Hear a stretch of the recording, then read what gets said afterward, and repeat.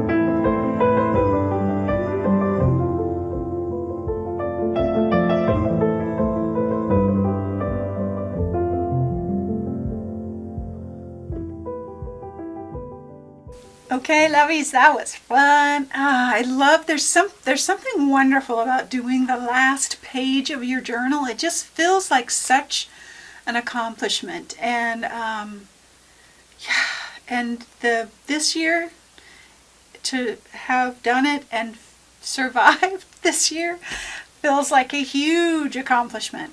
Went over all the supplies at the beginning of the video, and of course all of the supplies there'll be links to the supplies, and the link to the blog is down below in the YouTube description box. Stencils will be on sale.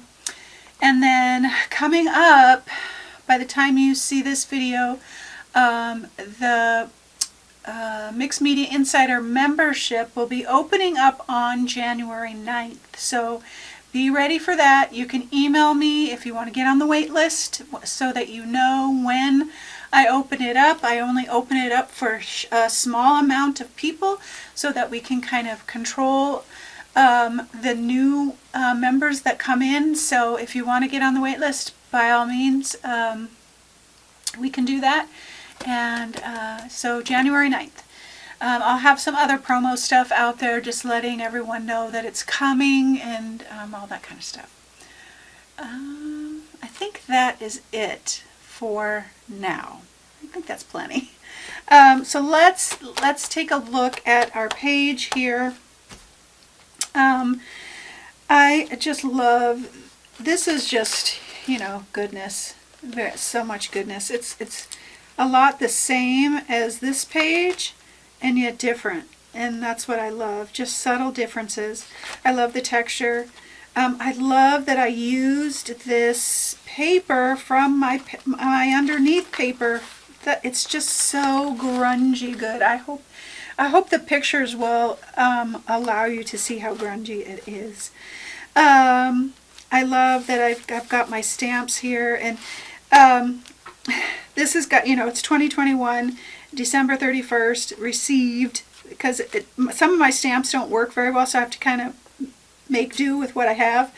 12/31/2021, and then 12/31/2021, and this one is no 22.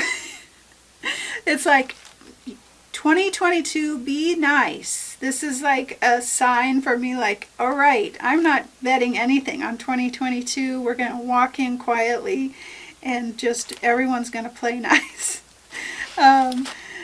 But so for the end of my journal, it's always important to me to kind of go back through the pages, because every single page, and I'll do a complete flip through when we're done, but every single page, I know what was happening. I know what I was feeling. I know the story behind each one.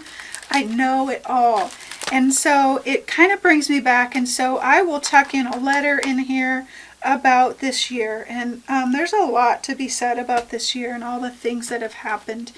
And every time I go back to one of my journals and this letter falls out, I pause for a second, because I can see, my journal, why it's so important, because I can see my growth. If I go back to journals just a couple years ago, it's not even compared. That my work and my style and my everything has changed and shifted, and I can see that, and it's such a great thing to be able to see it change. And so that's why I always do a journal here, a journal entry in writing, because it's so good to remember to write down the things that we have gone through and been through, and how we've grown, and the things that we've learned. I have years, 35 years of journals, and I always, every time I go back, it's such a beautiful thing. So that's why I put this page at the end of my journals, to kind of remember. And then next week we will finish this up.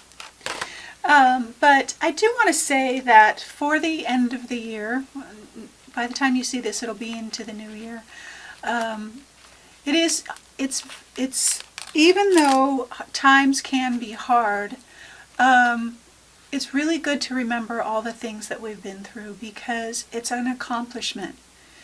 It is, we did it, we made it, we're still here, we're still doing it, we're still chugging along. And we may not have done it very gracefully. I know I didn't. I usually never do, especially this year. But it's good to remember what we've done and what we've gone through and how we've overcome. And that's why I love our journal time, because it's a physical document of where we've been, of what we've done, of our emotion, of our feeling, of all the things that have happened to us within the time period, whether it's a year or 2 years. I have some journals that aren't even finished yet. Whatever that time frame is, it's always good to remember where we were and where we are now. And even if it's been a difficult road, which for many of us it has, there's still in the process, as we are remembering these things and writing things down, I know this is how it works for me, is that I find gratitude. I find, just like this page, I find that little flower that always represents hope to me. There's always something in that remembering that I can be grateful for, and I look for it because that brings hope, and that helps us continue on. And it's quite an accomplishment to keep getting up and keep doing the things and keep chugging along. It's not easy some days. I know that. And some are in harder situations than I can even imagine. But we get up and we show up, however that looks. And that our journal time is such a documentation of that journey. And so I hope if you don't journal that you start or dabble in it, because it's such a great way to let everything go. And if you are journaling, I hope that you are sticking with it, that you even carve out. I know everyone's busy and everyone's got different situations or kids or whatever it is. Carve out 5 minutes or 10 minutes. They don't have to be as in-depth as mine. It can just be a swipe of paint and a few words. And that's all we need. You can write your story right there on that page with just a few pieces of paper. It can be that simple. And it's just so good for us. And such a beautiful way to document our life. So, my loves,